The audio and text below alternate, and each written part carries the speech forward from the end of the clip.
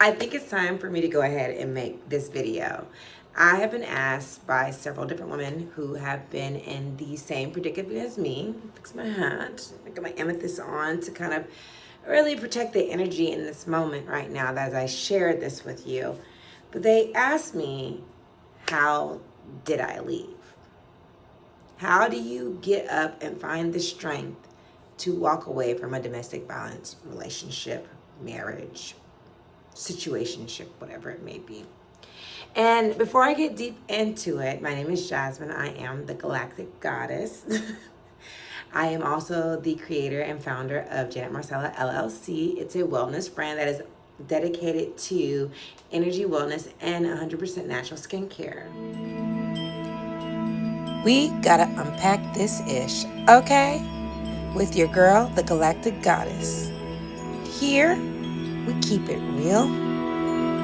We heal. We unpack the ish that matters. Don't worry, it's a safe space. Now let's get to unpacking. I started making these videos because I feel like this is my way of healing and moving on with my life as I walked away from a domestic violence relationship or marriage. Let me say I was married. I still am legally married, but I was married. And I want to remind you what DV is actually considered, because it's not just the physical violence. And I think a lot of us get wrapped up in that part. While now that is a big major sign that you are in domestic violence when that person is putting their hands on you, that is not always the case in every domestic violence relationship. And we seem to normalize it on TV and music, and movies and everything.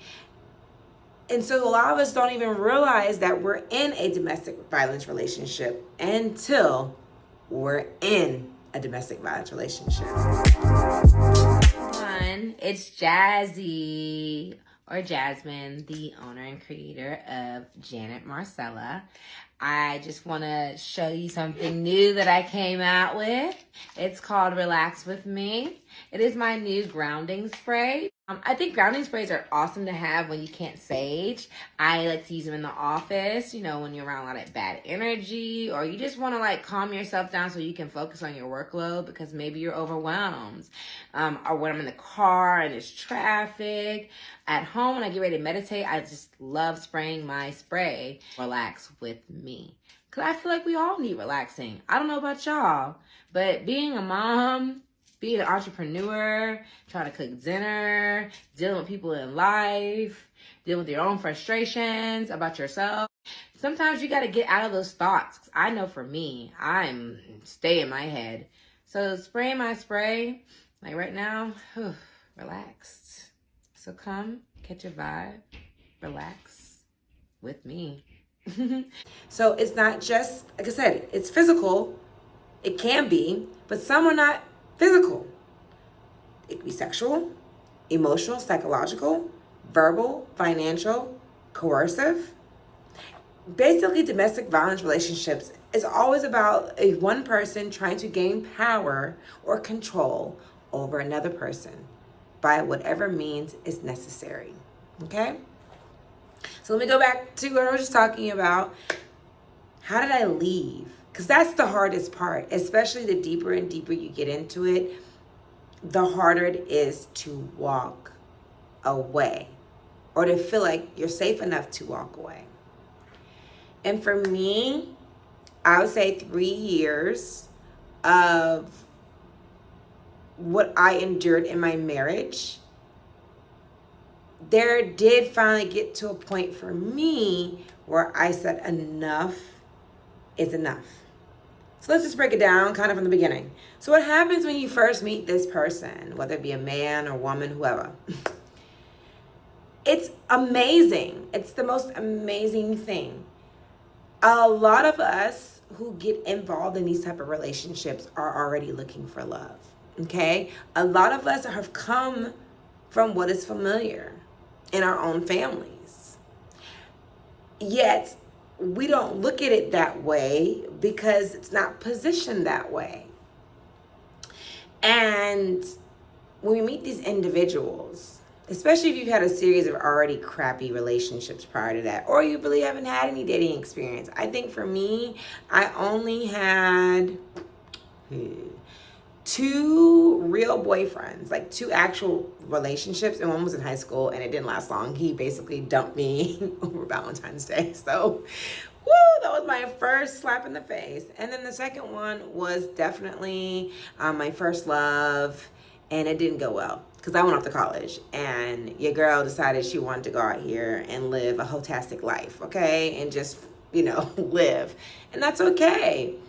And then after that, I had a series of men that just were not really that great of men, but I allowed them in my space. And then I ended up with 2 children in the process, becoming an actual single mom. Even though I hate that terminology, it is what it is. I was a mother taking care of 2 kids by myself and doing everything by myself, and also having to put up with 2 human beings that just weren't the nicest or greatest.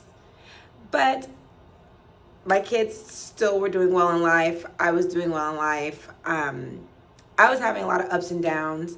I realized I tend to attract a lot of people around me who do want to have control over me. And I was already dealing with my own trauma and my own issues. So, and then I'm just a good person at heart and nature, especially when I look back on some of the things I've done in my past, my little moment of mean girl era and things like that. I just wanted to make sure that I was spreading love and kindness. And when you have a light about you, when you are somebody that just wants to give because you've never had that kind of love in return, especially when it's lacking in family, it makes you an open target. And unless you have the proper discernment and understanding of self and love for self, you will let people into your life that are not good for you. But here's the thing, you don't know it at first. So, broken people love light. Broken people love light. Some of them it's intentional, some of them it's unintentional. But when you haven't been checked, or you don't know your behavior is wrong, or you may suspect your behavior is wrong, but you just really don't care, they will come after you. Those kind of people will come after you. And they're going to always bring you back down to where they are, because it's just easier to be in their playing field than it is for them to uplift into your frequency. And that was the story of my life, most of my life, with a lot of the men and women that I encountered in my life. And it wasn't just in relationships, it was just my everyday living, work, friends, people that I interacted with. And when you don't realize you have a light about you, you will also dim your own light. And when you come from childhood trauma and things like that, it's just really easy to connect with these kind of people, because you're looking at, I was told, and I heard this many times, I was kind of like a fixer. I just thought if I could love you the way you wanted to be loved, or if I could just love you and show you love because I didn't have that same type of love, that maybe we could just make it. And nah, that Disney fair, listen, I was a Disney child. Disney fairy tale life will get you caught up, but we're easy targets. And when you meet these people, they're going to love bomb the shit out of you. And it could last for 3 months to 6 months to a year. It just depends on the person and what they're trying to accomplish or what they're trying to portray. Because that's what happens when you're manipulative, right? You have to play the game. And so there might be little red flags here and there, but you kind of look past them because you think, oh, well, maybe, just this, and then, or they'll give you a reason or explanation. I remember asking about previous relationships, and I'm not really big on wanting to know exactly everything that happened previously with you, because I'm in the present, like now you're with me. And I truly do believe that it takes 2 to tango in any relationship. So I'm always going to ask questions like, well, what did you do? Now, with my estranged husband, I think because of the type of woman that he was dating, it was very easy to sell a story and make it look like he's the innocent. Because guess who also fell into that category of being the problem? Me. And that's what they do. Especially with people who are prone to domestic violence. So when he was telling me about his past, and I felt so bad, and now when I look back on it, it was everybody's fault but his. Literally, the world. It was the world. No accountability whatsoever.